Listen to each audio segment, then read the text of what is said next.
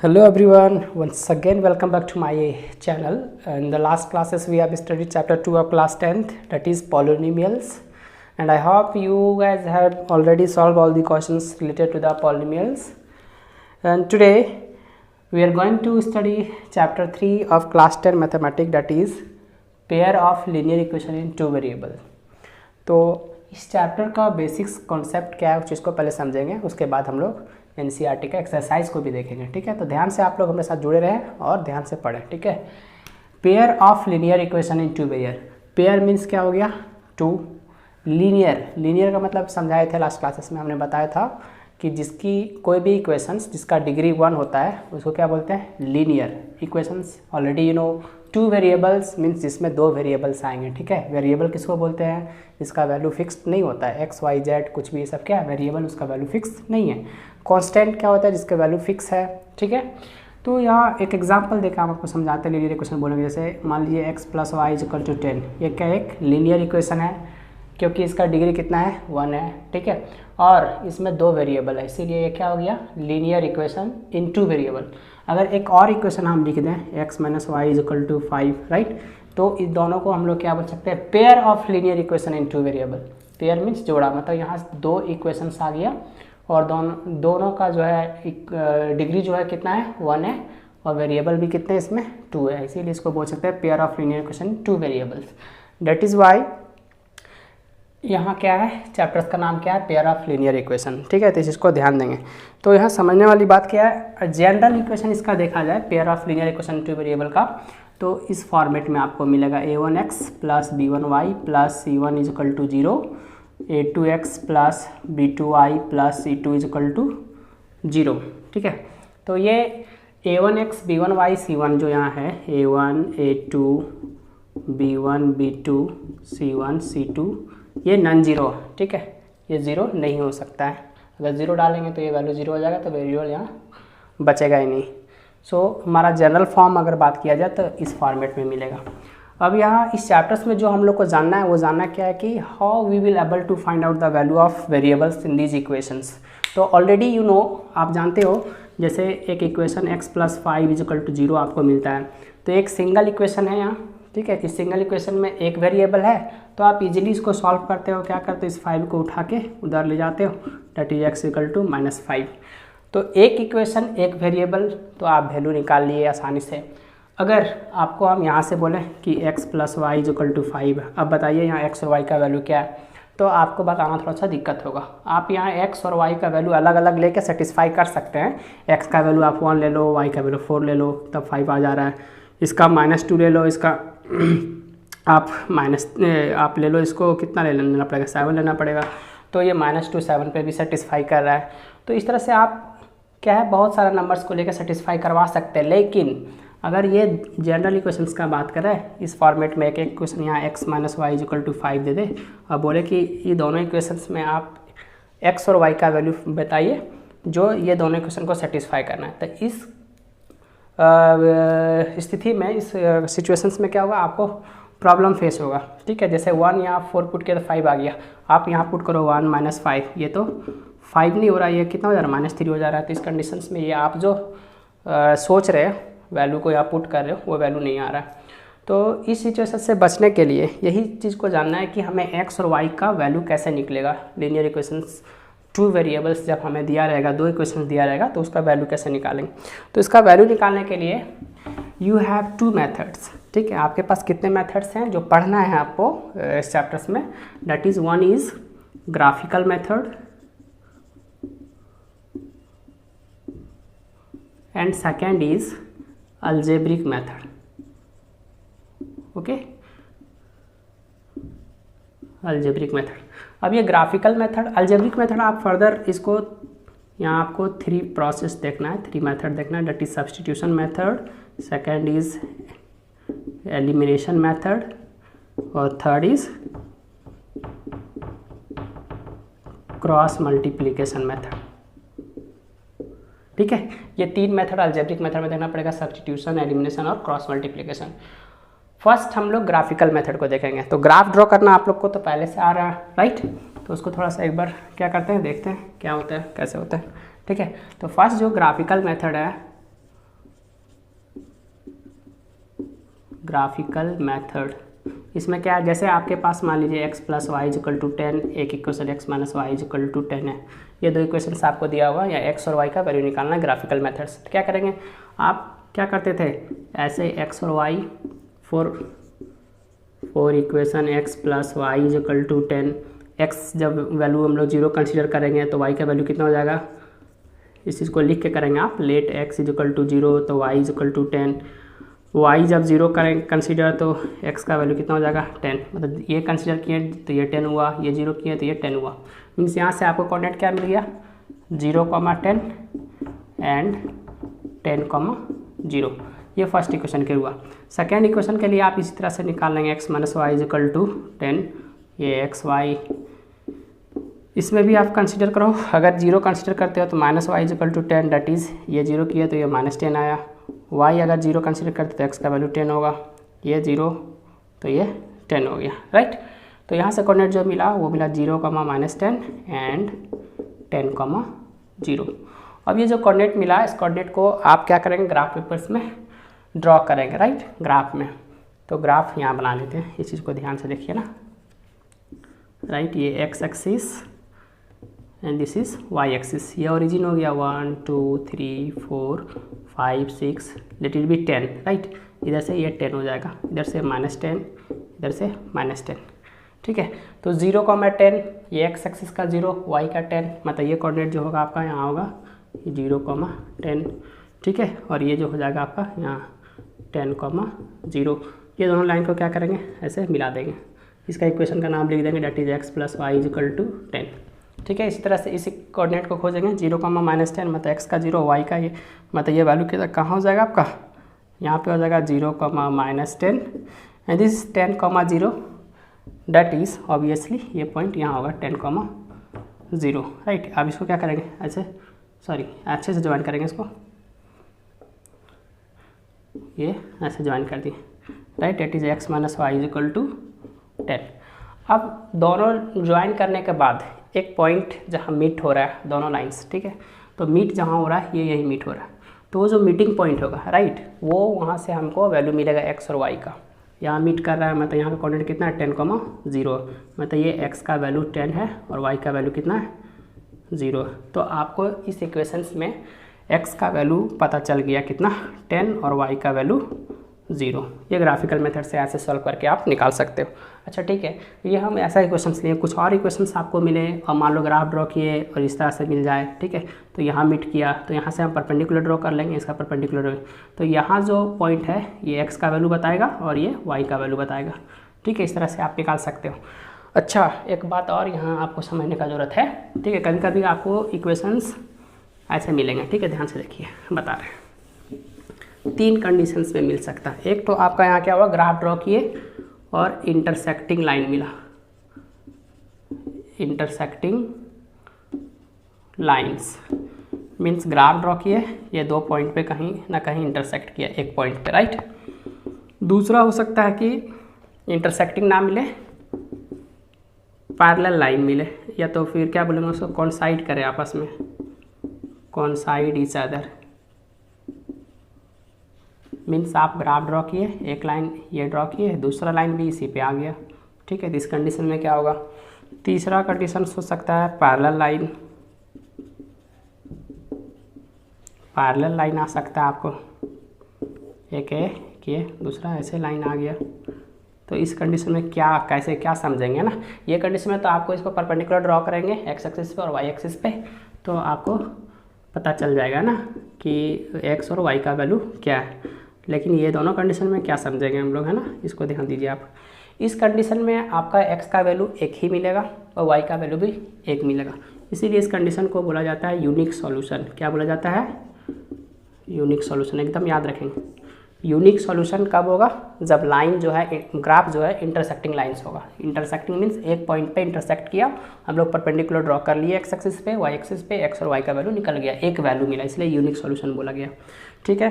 कॉन्साइड each other, ये एक line के ऊपर दूसरा लाइन आ गया, मीन्स इस पॉइंट का बात करते हैं यहाँ का अलग वैल्यू, इस पॉइंट का बात करें अलग वैल्यू, यहाँ का वैल्यू, हर एक पॉइंट का क्या अलग अलग वैल्यू मिलेगा।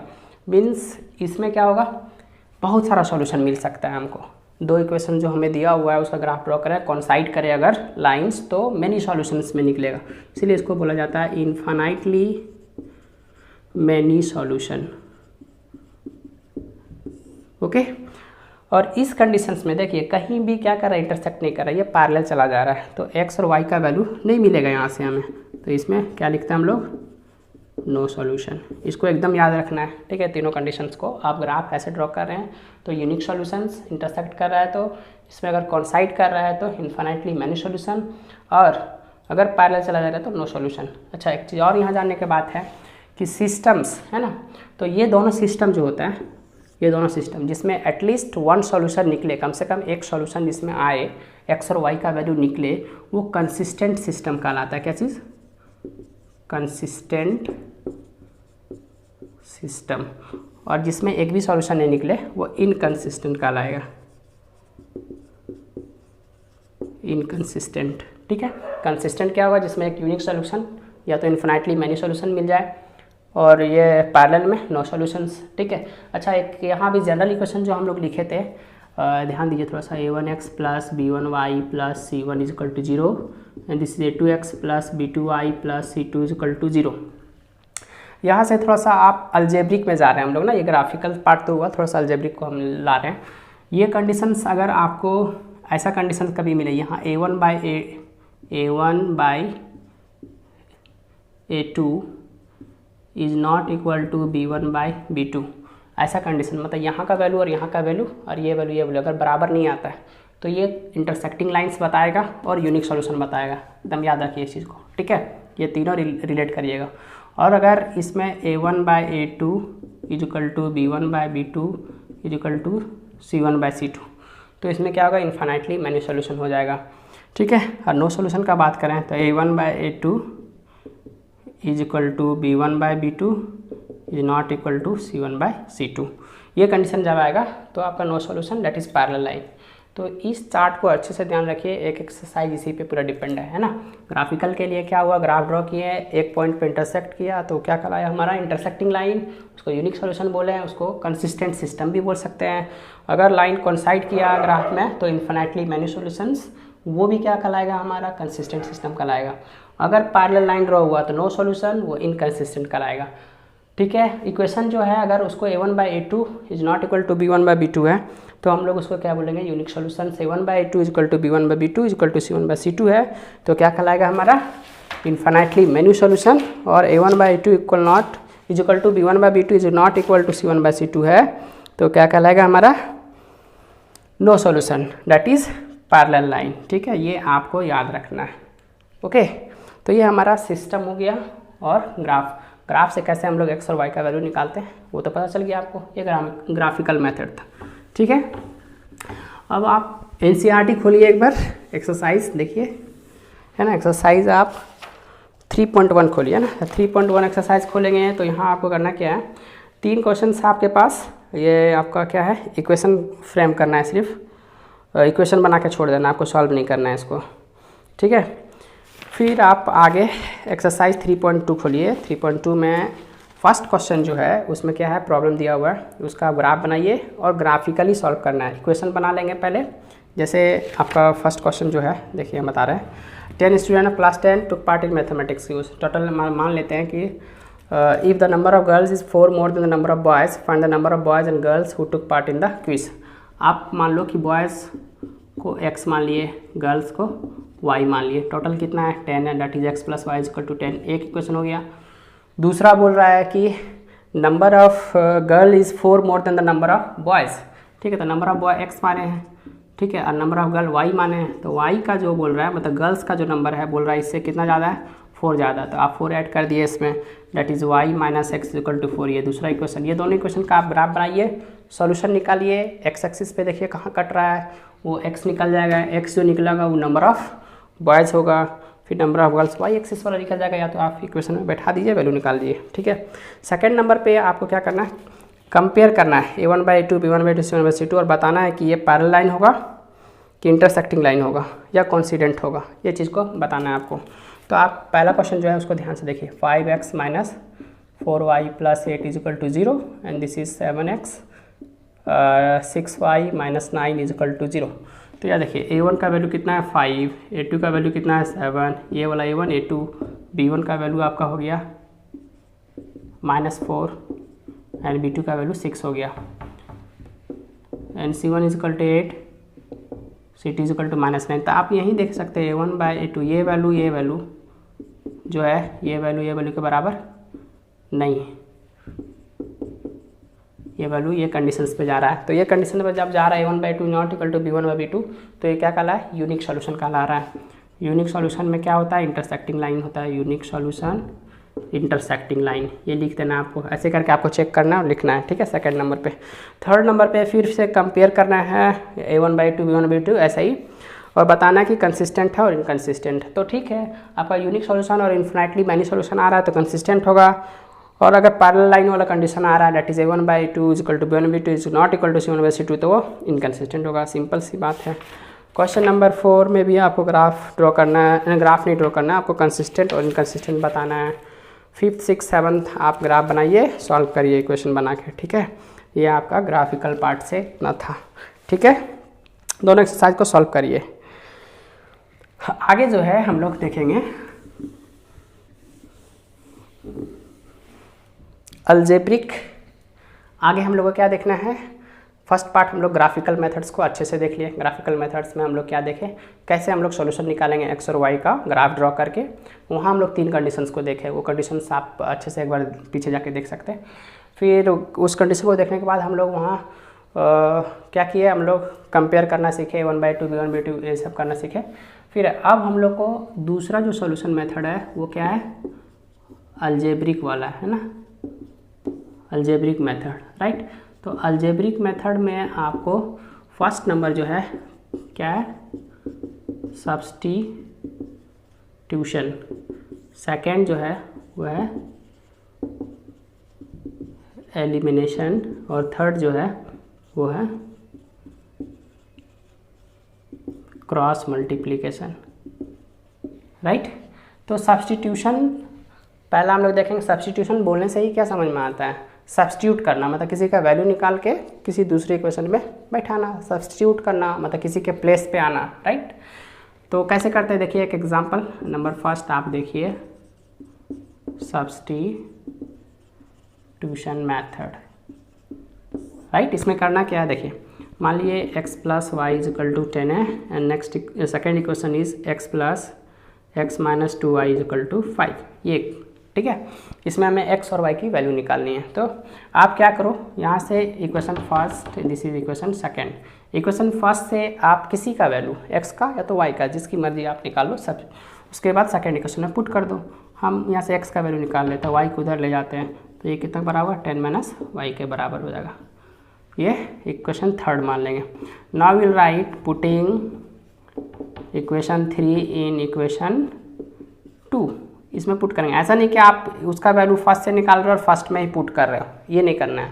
जिससे वैल्यू निकाले उसमें मत पुट करिए, सेकंड वाले इक्वेशन में पुट करिए। अगर सेकंड से आप सब्स्टिट्यूट निकाल रहे हो तो फर्स्ट में पुट करिए, तब वैल्यू मिलेगा आपको। तो इसको जब इसमें पुट करेंगे तो कैसे पुट करेंगे, x के प्लेस पे इसको लिख देंगे 10 - y, आगे जो है उसी को कंटिन्यू करेंगे, -2y = 5। आप सॉल्व करिए, मिलेगा आपको। देखिए 10 माइनस प्लस हो जाएगा 2y और y दैट इज़ -3y = 5। इस उधर ले जाएंगे that is -3y = 5 - 10 that is -3y = -5। ये माइनस कैंसिल हो जाएगा, y का वैल्यू कितना हो जाएगा 5/3। अब इस 5/3 जो वैल्यू निकला y का, इसको पुट कर दीजिए यहाँ पे x इक्वेशन 3 में, तो x निकल जाएगा आपका, ठीक है। तो ये सब्स्टिट्यूशन क्या है, किसी का वैल्यू निकाल के फिर दूसरे इक्वेशन में पुट करना, ये सब्स्टिट्यूशन मेथड कहलाएगा। तो एक बार आप इक्वेशन चैप्टर एक्सरसाइज 3.3 खोलेंगे। 3.3 में आपका फर्स्ट नंबर क्वेश्चन में आपको सब्स्टिट्यूशन मेथड सारा क्वेश्चन को सॉल्व करना है। फर्स्ट तो इजी है। सेकंड में देखिए एक fraction s - t = 3, s/3 + t/2 = 6 दिया हुआ है। तो s/3 + t/2 जो है उसका एलसीएम ले लीजिए, 3 और 2 का एलसीएम लेकर फिर क्रॉस मल्टीप्लाई करके सिंपल इक्वेशन बनाइए, फिर वैल्यू निकालिए, उसमें पुट करिए। थर्ड इक्वेशन ईजी है। फोर्थ इक्वेशन में पॉइंट है तो घबराना नहीं है। पॉइंट क्या करना है आपको, रहने देना है, एक्स का वैल्यू निकालिए, सॉल्व करिए, या तो फिर आप पॉइंट को हटा लीजिए, डेसिमल को हटा लीजिए, ठीक है। 5b रूट वाला है। 6 में आपको एलसीएम लेकर सॉल्व करके क्रॉस मल्टीप्लाई करके फिर वैल्यू पुट करना है। क्वेश्चन नंबर सेकेंड, एक्स और वाई का वैल्यू निकालिए सब्स्टिट्यूशन मेथड यूज़ करके, और फिर equation y equal to mx+3 जो है उसमें पुट करिए y का वैल्यू और x का वैल्यू, तो आपको m खुद से निकल जाएगा। क्वेश्चन नंबर 3 या वर्ड प्रॉब्लम है, वर्ड प्रॉब्लम का इक्वेशन बनाइए, सॉल्व करिए। जो नहीं बनता है टेक्स्ट करिए नीचे कमेंट्स में, आपको सॉल्यूशन मिलेगा, सॉल्यूशन करके देंगे। ठीक है, ये आपका हो गया सब्स्टिट्यूशन मेथड, राइट। अब हम लोग को देखना है एलिमिनेशन मेथड, राइट। एलिमिनेशन बोलने से क्या समझ में आता है भाई? एलिमिनेशन बोलने से समझ में क्या आ रहा है आपको? एलिमिनेशन बोलने से हटाना। बिग बॉस तो देखते हैं, बिग बॉस में हमेशा आप सुनते हैं आज घर से एलिमिनेट किया जाता है मिस्टर दिस को। एलिमिनेट मतलब बाहर निकाला जाता है, तो यहाँ भी वही करना है, बाहर निकालना है बिग बॉस का घर से। देखिए x + y = 10, x - y = कुछ कॉम्प्लिकेटेड कर लेते हैं इसको इस तरह से, ये 3y, ये 5x, ये 6y = मान लो ये 20 मान ली। ये इक्वेशन से आपका ये 3y है, ठीक है। ये इक्वेशन से हमें यहाँ क्या करना है, एलिमिनेशन मेथड को यूज़ करके x और y का वैल्यू निकालना है। तो ध्यान आपको ये रखना है एलिमिनेट करने से पहले कि किसको एलिमिनेट करना है, x को करना है कि y को, पहले ये माइंड सेट करिए। हमेशा आप देखिए कि जहाँ अल्टरनेट साइन है, एक प्लस माइनस, ठीक है, प्लस माइनस यहाँ साइन दिख रहा है आपको, ठीक है। ऐसा जब भी दिख रहा है तो आप दोनों इक्वेशन को ऐड करना पड़ेगा। अगर सेम रहता तो क्या करना पड़ता, हमको सब्ट्रैक्ट करना पड़ता। अगर अल्टरनेट साइन है तो ऐड करना है, अगर सेम साइन है, माइनस माइनस है तो ऐड करना है, प्लस प्लस है तो साइन ऐड करना है, वो देख के आप समझ आना। अब देखो अगर हम इसमें ऐड करते हैं तो 6 में 3 जाएगा तो 3 तो बच ही जाएगा। एलिमिनेट तो हो नहीं रहा है y, हम y सोच रहे हैं कि y को एलिमिनेट करना है हमको यहाँ। तो क्या करना पड़ेगा, इस इक्वेशन फर्स्ट को 6 करना है, ठीक है, बड़ा यही ना, तो 6 करना है, तो इसको कितना से मल्टीप्लाई करना पड़ेगा, 2 से। तो इस पूरे इक्वेशन को हम लोग 2 से मल्टीप्लाई कर देते हैं पहले। तो ये इक्वेशन जब मल्टीप्लाई हो जाएगा 2 से तो हो जाएगा 4x + 6y = 20। ये इक्वेशन मेरा थर्ड हो जाएगा। अब 2 और 3 को क्या करेंगे, अल्टरनेट साइन है तो ऐड करेंगे। मतलब करना क्या है कि जिसको एलिमिनेट करना है उसको पहले हम लोग को सोच लेना है, टारगेट कर लेना है, उसके बाद दोनों को इक्वल करना है।